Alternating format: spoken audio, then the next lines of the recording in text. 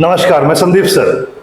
एक ऐसी न्यूज जो अभी सब तरफ छाया हुआ है, और उससे पहले एक बात, एक डायलॉग याद है आप लोगों ने, लगभग सभी ने उस मूवी को जरूर देखा होगा, गदर 2, जिसमें तारा कहते हैं कि कटोरा लेकर भीख मांगोगे तो भीख भी नहीं मिलेगी।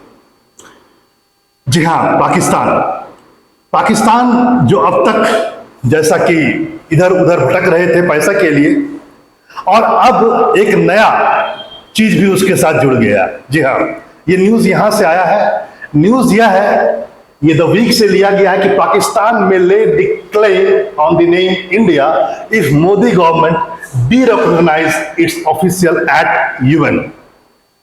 सर, अभी तक तो आप जान ही गए होंगे कि भारत और इंडिया पर बहुत जबरदस्त विवाद चल रहा है।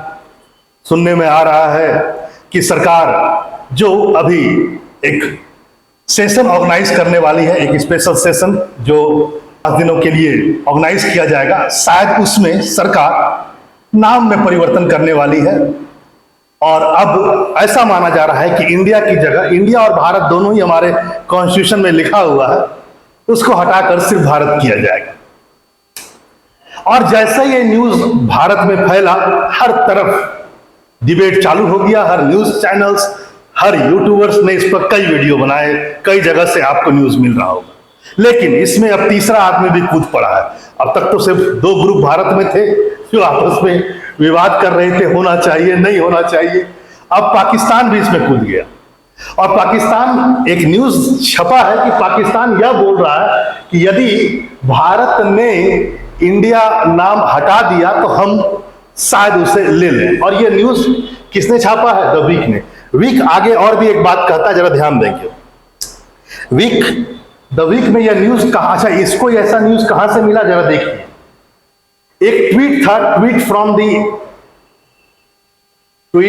The x handle of the south Asia index read.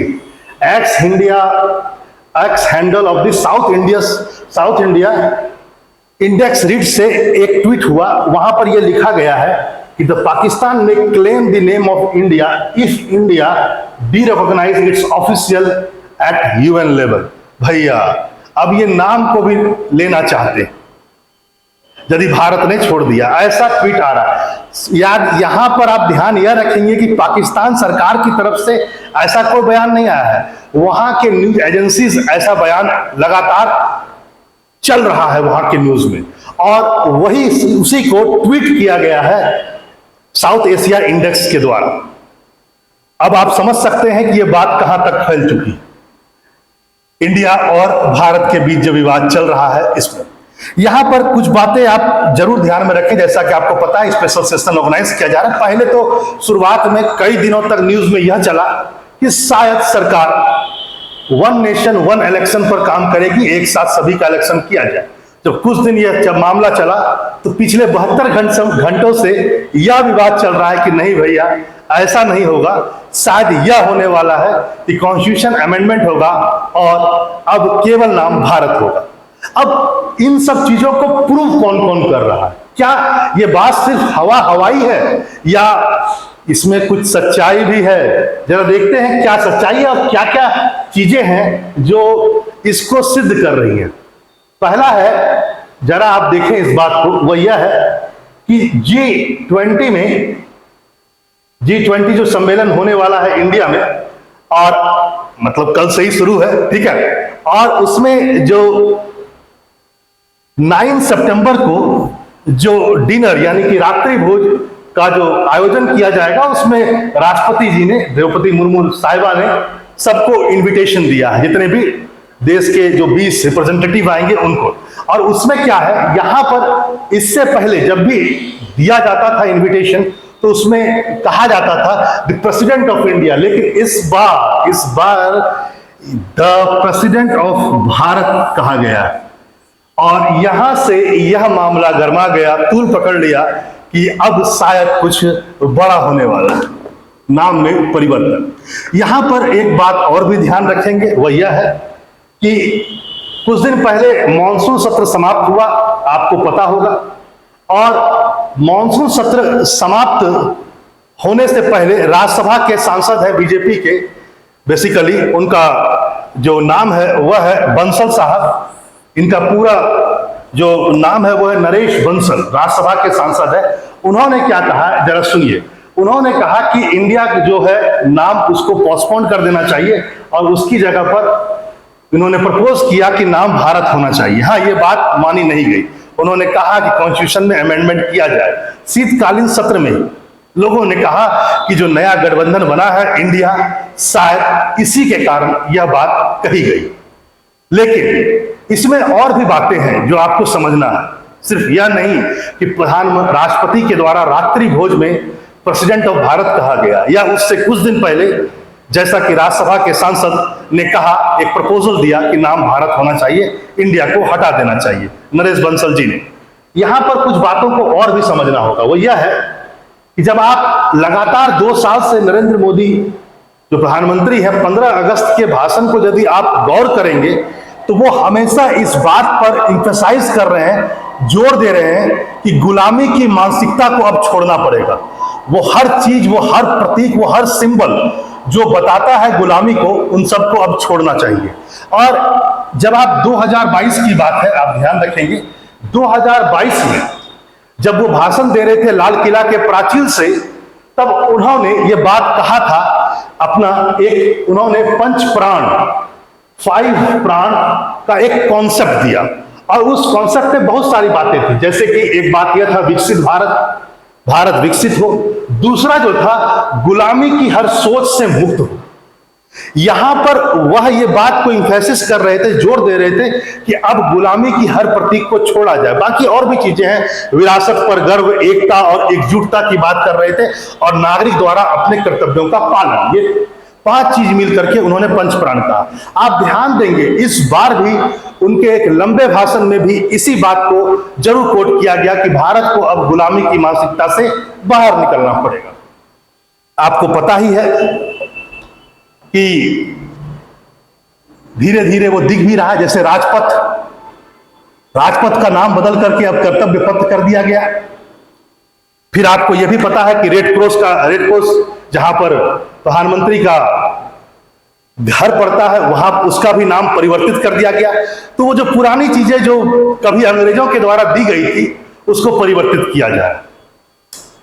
ऐसा माना जाता है कि, मैं एक बात ध्यान दूं कि बात यहां पर है इंडिया छोड़ने की, तो मैं इंडिया शब्द पर पहले आता हूं। बेसिकली इंडिया जो है वह शब्द जो निकला है वो इंडस से निकला है। इंडस मतलब सिंधु। जब यूनानी लोग भारत आए, जब ग्रीक लोग भारत आए, तब उन्होंने सिंधु नदी को इंडस कहा, और आगे चलकर अंग्रेजों ने इस पूरे क्षेत्र के लिए इंडिया शब्द प्रयोग किया। आपको ध्यान में होगा ईस्ट इंडिया कंपनी। तो बहुत लोगों का, एक बहुत बड़े ग्रुप का भारत का मानना है कि जो इंडिया है वो इसका ओरिजिनल नेम है ही नहीं। ओरिजिनल नेम जो है वह भारत, और इंडिया को हट जाना चाहिए क्योंकि यह अंग्रेजों के द्वारा दिया गया है। यह गुलाम मानसिकता को बताता है, गुलामी की दौर को बताता है। एक बात और भी ध्यान दें यहां पर, जैसा कि मैंने आपसे कहा कि कुछ दिन पहले नरेश बंसल ने भी कहा, 2014 की बात, आदित्यनाथ योगी ने भी एक बात कहा था कि संविधान में संशोधन कर, 2014 की बात मैं बता रहा हूं, उन्होंने कहा कि संविधान में संशोधन कर इंडिया को हटा करके हिंदुस्तान नाम रख देना चाहिए। भारत तो रहे ही, साथ में हिंदुस्तान। हाँ, ये सब बातें जो है वह हल्के में रही और समय के अनुसार आगे बढ़ गई। यहां पर एक बात और भी ध्यान रखेंगे, वो यह है कि यदि मैं बात कहूं, 1 मिनट,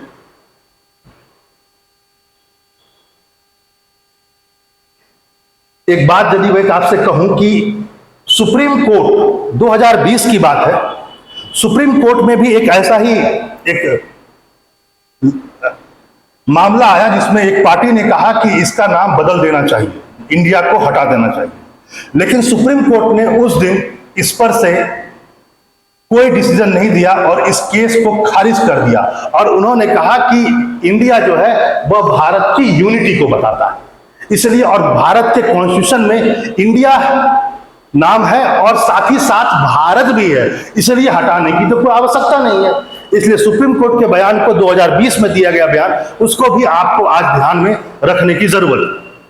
यहां पर कुछ बातें और भी जान लेते हैं। यदि मैं आपसे पूछूं भारत, तो भारत नाम जो है पुराणों में भी है, महाभारत में भी है, आपको मनुस्मृति में भी भारत का नाम मिलेगा। कई सारे और धर्म ग्रंथ हैं भारत में, जो पुराने धर्म ग्रंथ हैं, सब में भारत नाम ही मिलेगा, इंडिया करके कोई नाम है नहीं।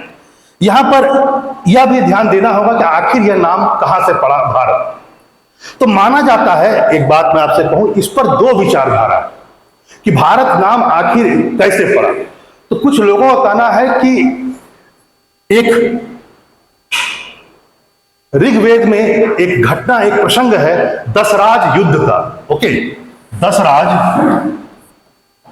युद्ध, और दशराज युद्ध मतलब 10 राजाओं के बीच एक युद्ध लड़ा गया था, और उसमें भरत जन, यानी मैं यदि कहूं भरत राजवंश के ने जीत दर्ज की थी। 9 राजाओं को हराया, 9 राजवंशों को हराया, और भरत राजवंश ने जीत दर्ज की। भरत राजवंश के राजा थे उस समय सुदास, और उनके गुरु थे मुनि वशिष्ठ। कौन नहीं जानता है इस बात को। तो कई लोगों का मानना है कि यह बेसिकली जो भरत जो जन था, भरत जो राजवंश था, जिसने 9 बड़े राजवंशों को या राजाओं को हराया युद्ध में, जिसकी वर्णन ऋग्वेद में मेंशन है, उसी से ये देश का नाम भारत पड़ा। लेकिन कुछ लोग और भी हैं जो इसको जोड़ते हैं किसी और चीज से भी, और यह जुड़ी है, एक कहानी है अभिज्ञान शाकुंतलम। ये बेसिकली आप देख सकते हैं, ये बेसिकली वहां से लिया गया है आपके विकिपीडिया से। अभिज्ञान शाकुंतलम जो कालिदास द्वारा लिखित है, संस्कृत में एक बुक है। वहां के जो नायक हैं, उस कहा जाए इस पूरे अभिज्ञान शाकुंतलम का जो नायक है, उसके पुत्र का नाम भरत था, और उसी के नाम पर यह देश का नाम भारत पड़ा। नायक के बारे में कहा जाए तो यहां पर कह सकते हैं नायक जो थे वो राजा दुष्यंत थे, और उनकी पत्नी है शकुंतला। इन दोनों का प्रेम कहानी है किसमें? आपके अभिज्ञान शाकुंतलम। यहां पर यह भी ध्यान देना होगा, वह यह है कि यदि आप इस कथा को, आप इस स्टोरी को थोड़ा और डीप में जाएं तो आपको पता चलेगा कि राजा जो भरत थे बेसिकली वो कुरु राजवंश के थे। बाद में वो कुरु हो गए, उनका राजवंश बाद में कुरु हो गया, लेकिन ये माना जाता है ये कुरु राजवंश के राजा थे भरत। जो एक अप्सरा की पुत्री थी, मेनका अप्सरा, मेनका अप्सरा की पुत्री थी शकुंतला। माना जाता है कि मेनका अप्सरा के पति जो थे वो विश्वामित्र थे, यानी विश्वामित्र और मेनका अप्सरा की पुत्री थी शकुंतला, और उनसे विवाह हो गया आगे चलकर किसका? आगे चलकर हो गया विवाह दुष्यंत का, और दुष्यंत से उत्पन्न पुत्र ही एक बहुत ही प्रतापी राजा बने आगे चल करके, जिनका नाम भरत पड़ा। आप ध्यान होगा महाभारत में माना जाता है कौरव और पांडव, भरत जो राजवंश है, जो आगे बढ़ा भरत राजवंश, उसी से जुड़े हुए थे। कैसे जुड़े हुए थे जरा देखा जाए। यहां पर भी, यहां पर जब आप देखेंगे तो आपको पता चलेगा कि भरत जन के कुल में, जो भरत जन का जो डायनेस्टी थी आगे चलकर, उसमें एक राजा हुए कुरु, और कुरु राजा होने के बाद उस पूरे राजवंश का नाम कुरुवंश पड़ गया। जैसा मैंने आपसे पहले कहा, भरत जो है वो पहले पुरु कहे जाते थे, पुरु राजवंश के, लेकिन उनके राजवंश में एक बहुत ही महान राजा हुए कुरु, आगे चलकर वह कुरुवंश कहलाया। कुरुवंश के जो राजा थे, यानी राजा कुरु जो थे, उनकी एक पत्नी है, पत्नी और भी थी, लेकिन एक पत्नी है, उनका नाम है सत्यवती। ठीक है, सत्यवती से उत्पन्न 2 पुत्र हैं, एक है चित्रागंध और दूसरा है विचित्र वीर्य। और माना जाता है विचित्र वीर्य से ही उत्पन्न 2 पुत्र थे, एक थे पांडु और दूसरे थे धृतराष्ट्र। वही पांडु जिससे आगे चलकर 5 पांडव हुए, और धृतराष्ट्र आपको पता ही है 100 पुत्र धृतराष्ट्र के भी थे, जो जिसमें सबसे बड़ा दुर्योधन कहा गया। तो कई इतिहासकार मानते हैं कि राजा भरत जो पुरुवंश या कुरुवंश के थे, प्रतापी राजा, उनके नाम से देश का नाम भारत पड़ा। लेकिन एक बहुत बड़ी संख्या है लिटरेचर्स की और हिस्टोरियंस की, उनका मानना है कि नहीं, एक आर्य राजा थे जिनका नाम था जो सुदास, जो भरत जन से बिलोंग करते थे, उन्हीं के नाम पर, उसी राजवंश के नाम पर इस देश का नाम भारत पड़ा। चलिए, यह तो और बात थी, इसको देखा गया। लेकिन यहां पर एक बात यह भी ध्यान रखें, वह यह है कि पाकिस्तान ने भारत यानी इंडिया के लिए जो क्लेम किया है, यह तो बहुत दूर की बात है। फिलहाल पाकिस्तान में जो घटनाक्रम चल रहा है, यदि पाकिस्तान स्वयं को जीवित रखे तो यही बहुत बड़ी बात है। जिस ढंग से बलूचिस्तान में आंदोलन चल रहा है, अलग बलूचिस्तान आंदोलन, और जिस ढंग से पीओके में भी आंदोलन चल रहा है, इस पर भी संदेह है और प्रश्न चिन्ह है कि यह देश कितने दिनों तक सरवाइव करेगा। चलिए, इसमें एक और बात भी हम लोग आगे देखते हैं, वह यह है कि आखिर संविधान क्या कहता है। इंडिया और भारत में यदि आपको कहा जाए तो संविधान में क्या लिखा है, जरा इसको भी आज देख ही लिया जाए। देखिए, आपके कॉन्स्टिट्यूशन के आर्टिकल 1 भाग 1 का आर्टिकल नंबर 1 वह इस बात को कहता है कि इंडिया दैट इज भारत, यानी इंडिया जो कि भारत है, shall be the union of state. ये पहले आर्टिकल में ही है, इसको बात को आप ध्यान रखेंगे। और यदि कोई नाम में परिवर्तन होता है तो यहां पर अनुच्छेद 1 में संशोधन करना पड़ेगा, अमेंडमेंट करना पड़ेगा। यहां पर एक दो बातें और भी आप सुने, वो यह है कि जो आर्टिकल 2 है, यानी कि पहला आर्टिकल तो मैंने कह दिया कि भारत जो है वह राज्य यूनियन ऑफ स्टेट होगा, इसमें कई है ना। दूसरा में एक दूसरा जो आर्टिकल है आपका, वो यह है कि यदि आगे चल करके भारत में कोई स्टेट या कोई क्षेत्र शामिल होना चाहता है तो उसके लिए जो क्लॉज है वो सेकेंड नंबर में, ठीक है। यदि जैसे सिक्किम आगे चलकर भारत में आया, मिला, गोवा, तो इसके लिए जो आर्टिकल है वो सेकेंड है।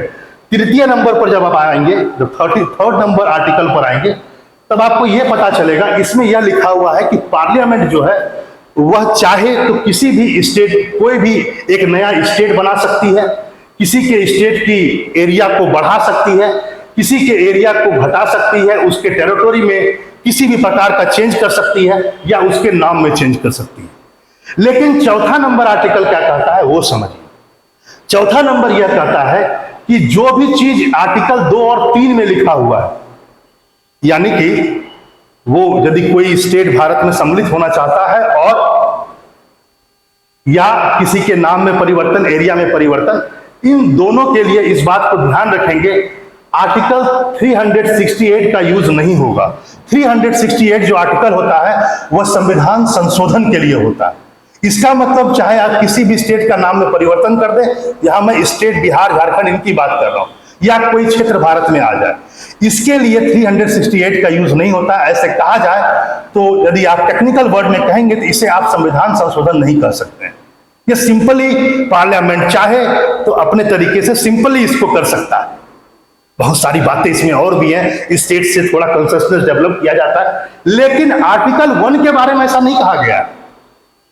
आर्टिकल 1 में इसमें इंक्लूड नहीं है कि 1 नंबर आर्टिकल के लिए भी यदि आप संशोधन कर रहे हैं तो उसमें 368 का यूज नहीं होगा, यह नहीं लिखा हुआ। इसका मतलब बिल्कुल ध्यान में रखें, आर्टिकल 1 में यदि संशोधन करना होगा या उसको चेंज करना है तो प्रॉपर 368 नंबर आर्टिकल का यूज होगा, यानी संविधान का संशोधन करना पड़ेगा। ठीक है, आपने बहुत कुछ सुना, और चलिए अब ऐसा ही एक और न्यू टॉपिक के साथ मिलेंगे अपने अगले क्लास में। नमस्कार।